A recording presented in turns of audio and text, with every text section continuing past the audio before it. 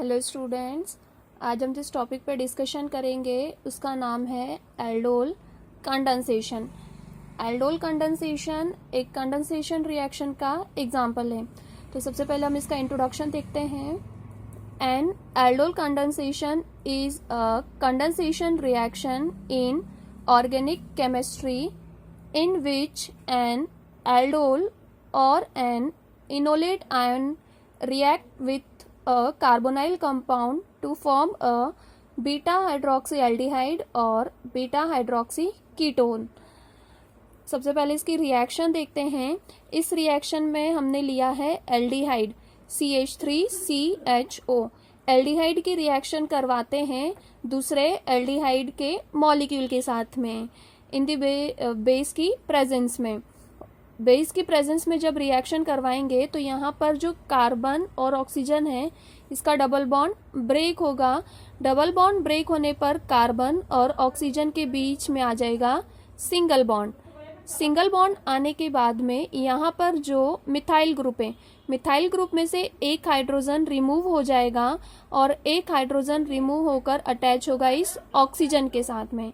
इस तरह से कार्बन के साथ में OH ग्रुप अटैच हो जाएगा।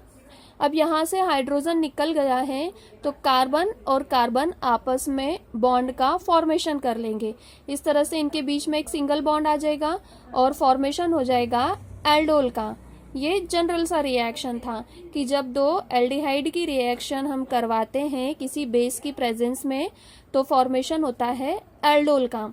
अब इसकी मैकेनिज्म को देखते हैं।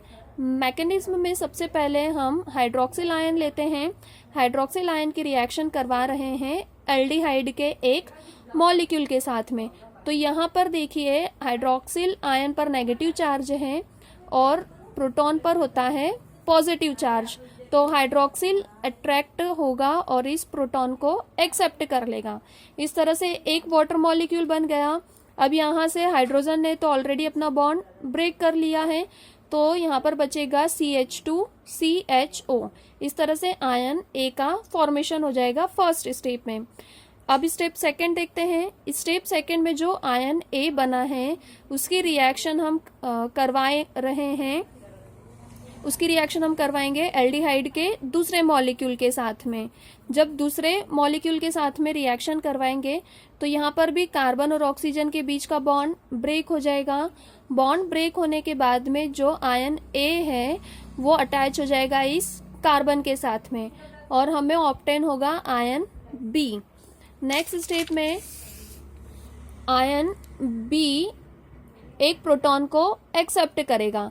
प्रोटॉन को एक्सेप्ट करेगा तो यहाँ पर ऑक्सीजन है, कार्बन और ऑक्सीजन के बीच में अभी सिंगल बॉन्ड है, मतलब ऑक्सीजन के ऊपर अभी चार्ज है नेगेटिव।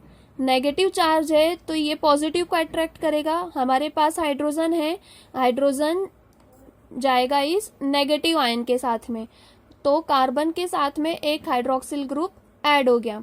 इस तरह से फॉर्मेशन हो गया एल्डोल का। अब अगर हम इस एल्डोल को गर्म करते हैं या हीट प्रोवाइड करते हैं, हीट प्रोवाइड करने पर यहाँ पर देखिए कार्बन के साथ में हाइड्रोक्सिल ग्रुप है। अगर इस हाइड्रोक्सिल ग्रुप को हम एक प्रोटॉन और प्रोवाइड कर दें तो ये प्रोटॉन जाएगा यहाँ से CH2 में से एक हाइड्रोजन चला गया, मतलब कि फॉर्मेशन हो जाएगा H2O का। एक H2O मॉलिक्यूल निकल गया। अब यहाँ से तो हाइड्रोक्सिल ग्रुप ने अपना बॉन्ड ब्रेक कर दिया।